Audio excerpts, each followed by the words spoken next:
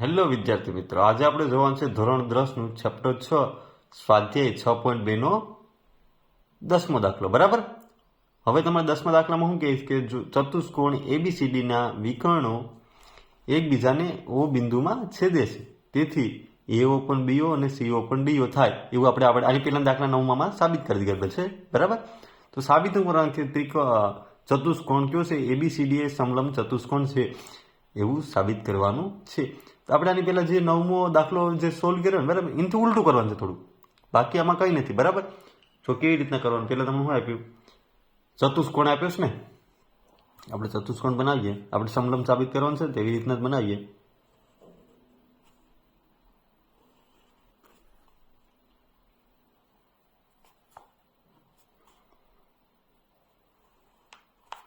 Ready. નામ આપ દે એ,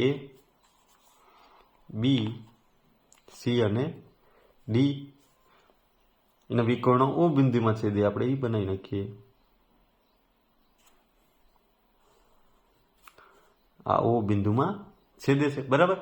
તો આપણે પેલા પક્ષને સાધ્ય લખ નાખીએ. હું લખી કાંઈ ચતુષ્કોણ એબીસીડી ના વિકર્ણો એસી અને બીડી એકબીજાને ઓ બિંદુમાં છેદે છે. તો તમને શું આપેલ છે, એઓ અપોન બીઓ બરાબર સીઓ અપોન ડીઓ આપેલ છે. હા કે ના?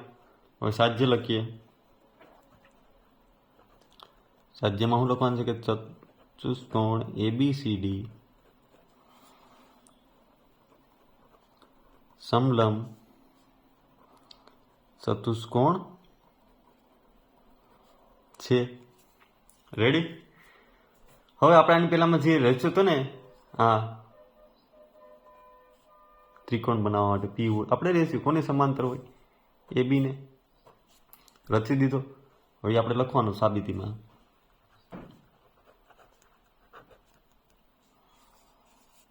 બિંદુ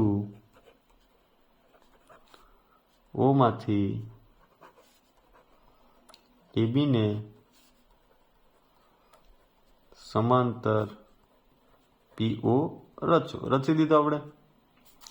હવે જો ડી એ બી માટે આપણે વિચાર, આ બંને સમાંતર છે તો આની પરથી કંઈક લખી કે ને આપણે, તો ત્રિકોણ ડી એ બી માટે પીઓ સમાંતર શું થાય, એ બી થશે, એ બી થાય.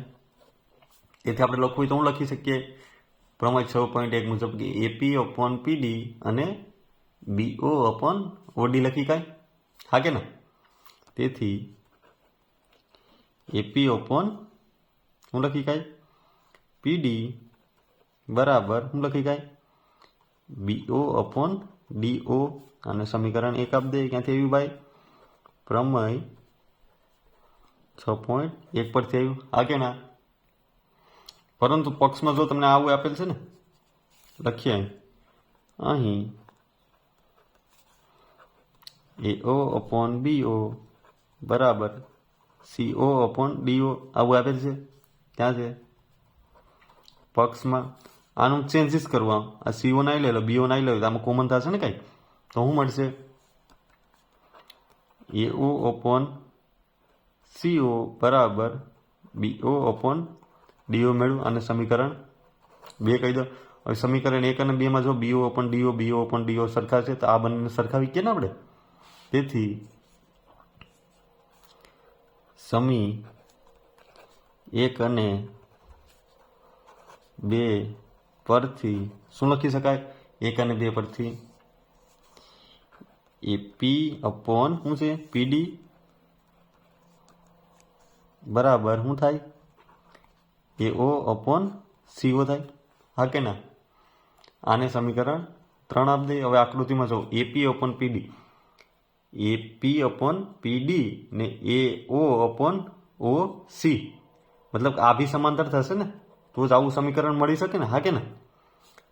એપી અપોન પીડી અને એઓ અપોન ઓસી, મતલબ આ બંને બી સમાંતર થાય તો મળી શકે ને. તો આ ત્રણેય સમાંતર થયા તો આપણે શું કહીએ કે ભાઈ સમલંબ ચતુષ્કોણ છે. હવે કેવી રીતના લખવાનું જો, ત્રિકોણ ડીએસી માટે બિંદુ પી અને ઓ એ અનુક્રમે